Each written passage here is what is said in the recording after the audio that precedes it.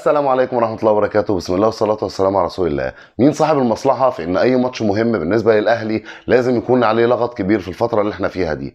ماتش نهائي الكاس بين الاهلي وبيراميدز، والتصريحات نازلة زي المطر من اتحاد الكورة، وتصريحات عشوائية وتصريحات اندية وتصريحات كلها تخبيط في تخبيط، زي ان الفار مش هيشتغل في الماتش ده، التحكيم هيكون المصري بنسبة 100%.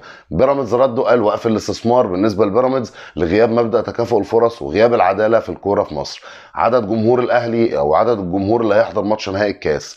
مين المسؤول عن القرارات الغريبه، القرارات المستفزه اللي بتخرج دايما من اتحاد الكوره؟ وليه دايما القرارات المستفزه دي بتطلع في اي حاجه بيكون الاهلي طرف فيها؟ على الرغم يا صديقي العزيز ان الاهلي طرف، الا ان هو ملوش يد في اي حاجه بتحصل من الاستفزازات ومن التصريحات المستفزه دي اللي دايما بقت دايره حوالين الكره المصريه في الوقت الحالي.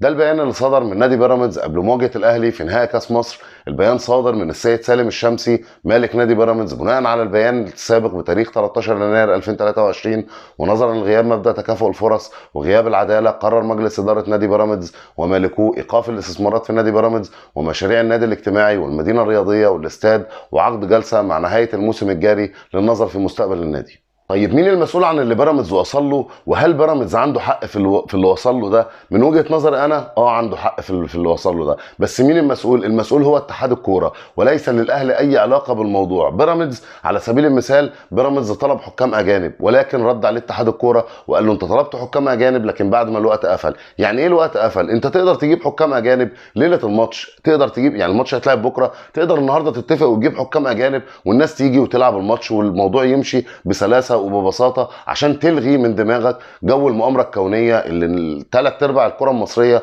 بقت عايشه فيها. انت اول حاجه بالنسبه للفار، انت يعني ايه النهارده مسابقه الاعتماد الرئيسي فيها على التحكيم والفار، وده شرط لبدء المسابقه؟ بدات المسابقه بالفار، فجاه في نص المسابقه لقينا الفار وقف. ليه؟ اصل مستحقات اتحاد الكره ما دفعهاش. انا مالي كمستحقات انت دفعتها ولا ما دفعتهاش؟ ده شرط اساسي لبدء المسابقه. ممكن يتعطل جوه الماتش وتاخد راي الفريقين نكمل ولا ما نكملش، فيقول لك كمل، او انت تكمل وتعرف الفريقين ان الفار مش شغال. لكن ايه العشوائيه والتخبط ده؟ النهارده الانديه كلها دفعت الفلوس اللي عليها او بتدفع الفلوس اللي عليها مجدوله في مواعيدها، فالنهارده ما ينفعش تيجي تقول لي الفار وقف علشان اتحاد الكوره ما ارسلش الاقساط او ما بعتش الاقساط.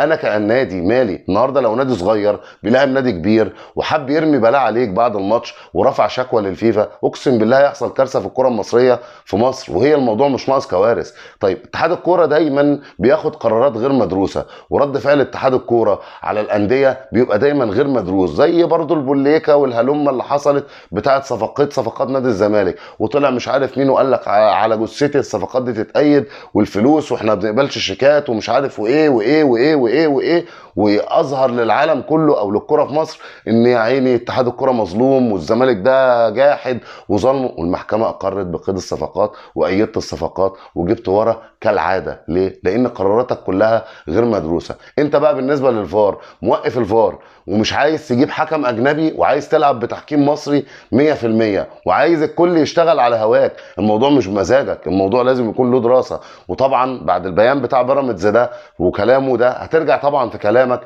هتشغل الفار وهتروح تجيب حكام اجانب وهتجيب ورا كالعاده بتاعتك، لانك انت اصلا شغال شغل عشوائي. طب ليه من الاول الحوارات دي؟ انا مش عارف. ليه بتستفز نادي زي نادي بيراميدز؟ برضو انا مش عارف ليه الاستفزاز اللي بيحصل في الكوره المصريه في الوقت الحالي. الموضوع هادي، النادي الاهلي بيلاعب نادي بيراميدز، الناديين دول من مصر، ليه مكهربين الجو ليه ومعقدين الدنيا ليه؟ الكهرباء اللي بتحصل دي بتدي ايحاء للطرف اللي هيخسر. انا ما بتكلمش لا على اهلي ولا على بيراميدز ولا على زمالك، انا بتكلم على الطرفين اللي هيلعبوا ايا كان اسمهم. الكهرباء اللي والشحن اللي موجود ده هيدي ايحاء للنادي اللي هيخسر ان الموضوع كان فيه مؤامره.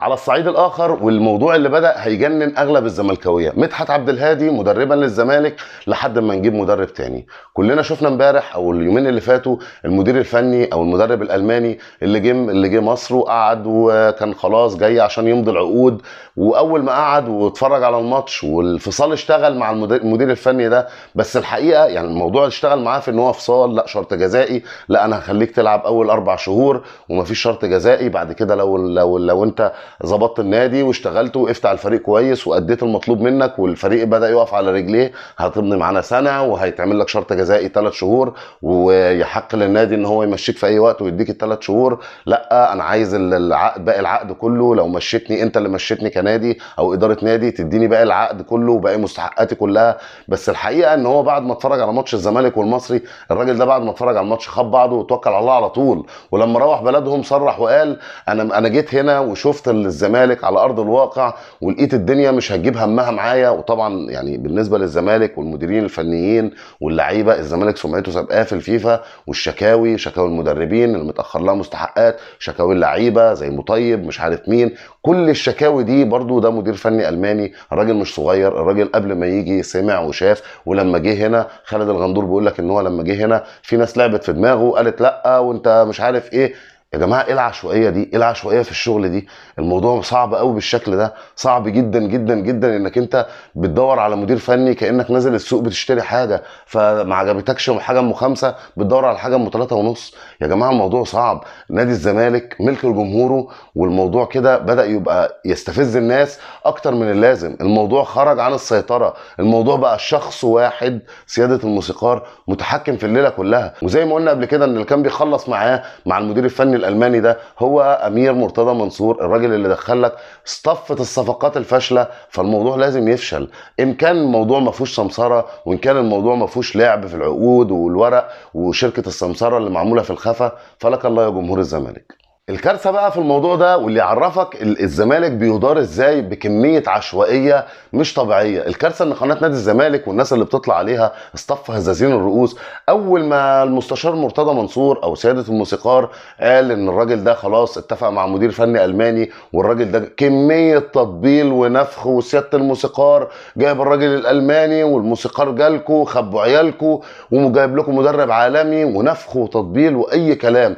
هوب فجاه مدحت عبد الهادي مدير فني جديد لحد ما نجيب مدير فني تاني. مدحت عبد الهادي اللي كان سياده الموسيقار طرده قبل كده من نادي الزمالك عشان المشكله اللي كانت حصلت في تونس مع تقريبا ماتش الترجي، لما الولد الصغير اللي بيمسك حامل الكور بزقه وطرد مش عارف عمل ايه عشان الزمالك يلعب بسرعه، واحمد مجدي وعبد المنصف وعبد الواحد السيد.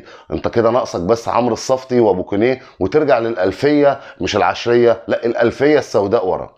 وبعد التعيينات المصريه اللي حصلت دي ومدحت عبد الهادي وجهازه طلع نفس هزازين الرؤوس بعد ما المدرب ده طفش، وقالوا ان احسن قرار خدوه الموسيقار انه ما تعاقدش مع المدرب الالماني ده، وان الاختيارات المصريه في الوقت الحالي هي احسن حل بالنسبه لنادي الزمالك. بالبلدي عاش الملك مات الملك. بعد شكوى الهلال السوداني للكاف اللي حصل من الاهلي وجمهور الاهلي، الاهلي بيرد بشكوى للكاف علشان اللي حصل من الهلال السوداني، على الرغم من ان كل الفيديوهات الموجوده اللي متصوره حقيقيه جوه الكوليدور وجوه الاستاد من جوه في غرف خلع الملابس وقدام غرف خلع الملابس بتدين نادي الهلال. انتوا اللي فتحتوا على نفسكم سكه الشكاوي، استقبلوا القرارات اللي هتطلع واستقبلوا بقى الاهلي لما يقدم شكوى ايه اللي هيحصل. وبعدين نادي الهلال السوداني لما الاهلي جابه هنا او جه لاعب الاهلي، طلع رئيس نادي الهلال السوداني قال انا بشكر الاهلي على الاستضافه وعلى حسن المعامله مش عارف ايه. وبعدها بعد الماتش لما اتغلبوا 3-0 قال لك اصل انتوا الجمهور كان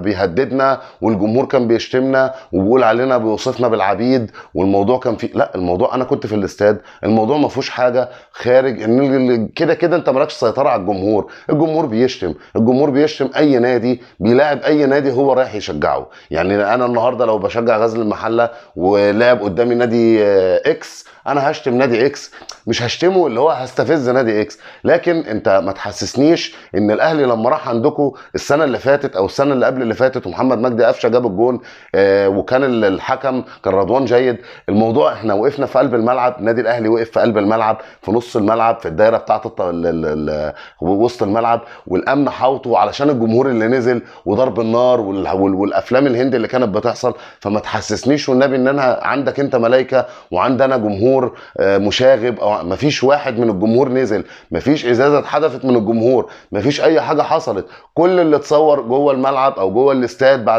بعد ما دخلت اللعيبه غرف الملابس بيدين نادي الهلال السوداني. بعدين في الاخر الموضوع كله هيمشي ان كل العقوبات سواء هتطبق على الاهلي سواء هتطبق على الهلال هتكون كلها غرامات ماليه، ودي مش هتفرق جدا لا مع النادي ده ولا مع النادي ده. بس اللي هيفرق ان الواحد زي سياده المستشار مرتضى منصور خدنا رئيس نادي الهلال استقبله اول ما الراجل خسر، استقبله في مكتبه، الراجل خسران 3 سبحان الله، تاني يوم خسر من المصري 3. ما هو ابو 3 قابل ابو 3، مستني منه ايه؟ بس كده يا صديقي العزيز، دي كانت حلقتنا النهارده. هننتظر الاحداث اللي هتبقى موجوده بكره على الساحه ان شاء الله وهنتكلم فيها. ولو عجبتك الحلقه اشترك في القناه وفعل زرار الجرس واخبط اللايك المتين وخلي الكره ليك. رمضان كريم، السلام عليكم.